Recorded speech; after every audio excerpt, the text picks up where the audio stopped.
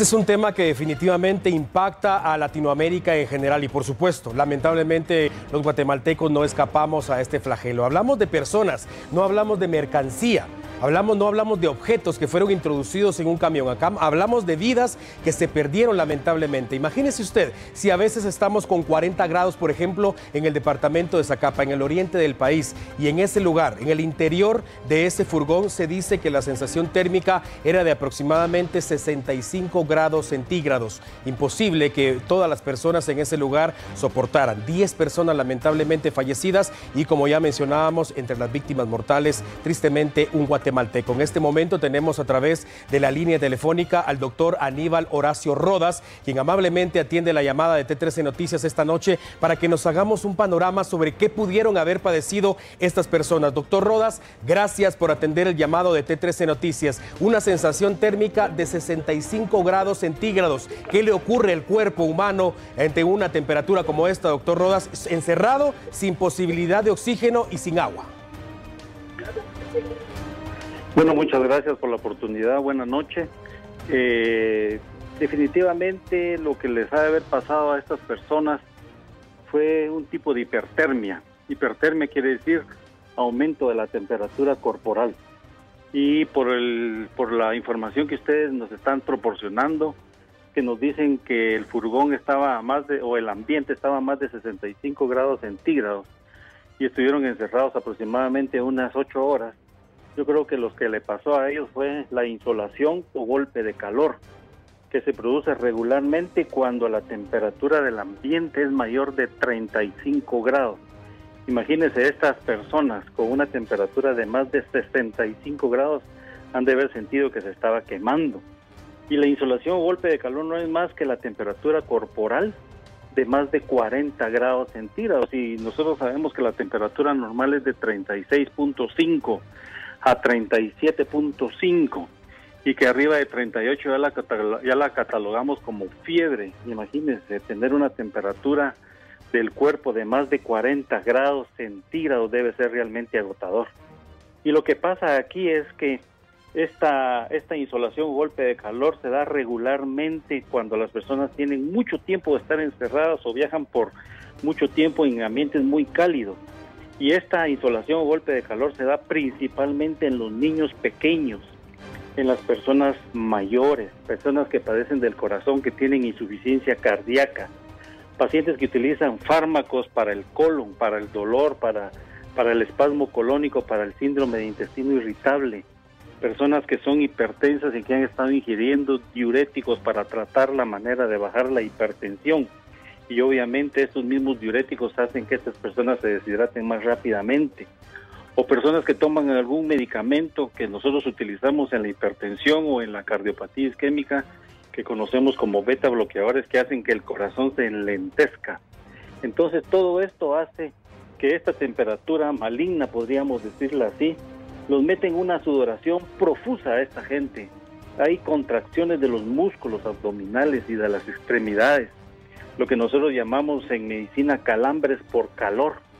Y este calambre por calor es tan fuerte, tan severo, que produce mucho dolor en las extremidades, mucho mareo, náusea, e incluso puede llegar totalmente a producir una fatigabilidad tremenda, causando taquicardia y por la deshidratación extrema llegando a un grado de hipotensión, es decir, la presión arterial se les viene para abajo por el debilitamiento general que estas personas sufren. Definitivamente el diagnóstico a lo lejos, a millas o a kilómetros de distancia, a ellos les pasó la insolación o golpe de calor, que no se da exclusivamente por hacer ejercicio, se da también por estar metido, como en este caso, en un furgón a temperaturas de más de 35 grados por tiempo prolongado. Doctor Rodas, rápidamente quiero preguntarle, ¿qué le pudo haber fallado primero a estas personas? ¿El corazón? ¿Fue un paro respiratorio? ¿El cerebro? ¿Y si se trata de una muerte lenta?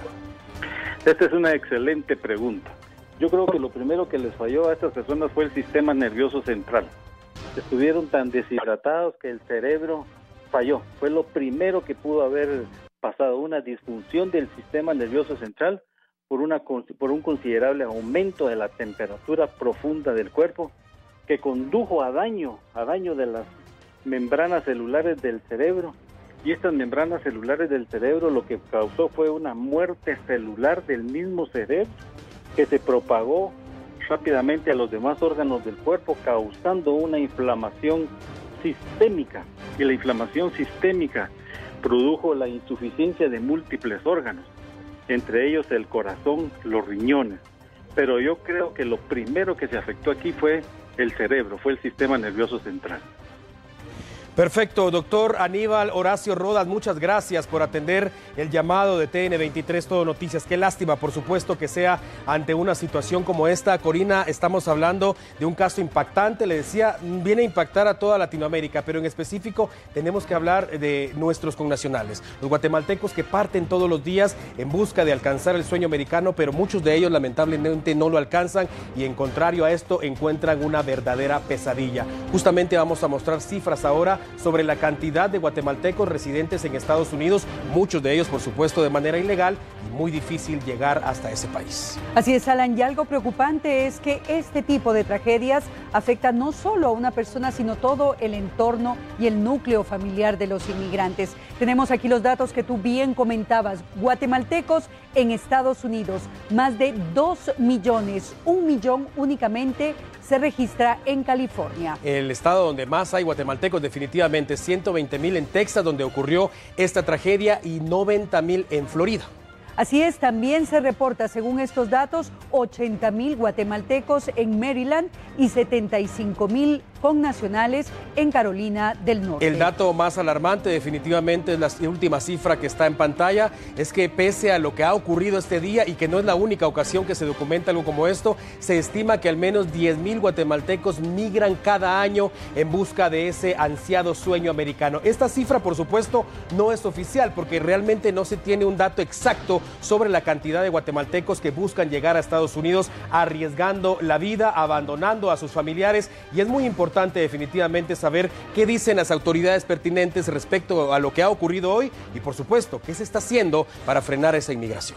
Así es, Alan, datos alarmantes para todos los guatemaltecos y como tú bien decías, pues deben ser las autoridades correspondientes quienes nos puedan ampliar un poco más la información.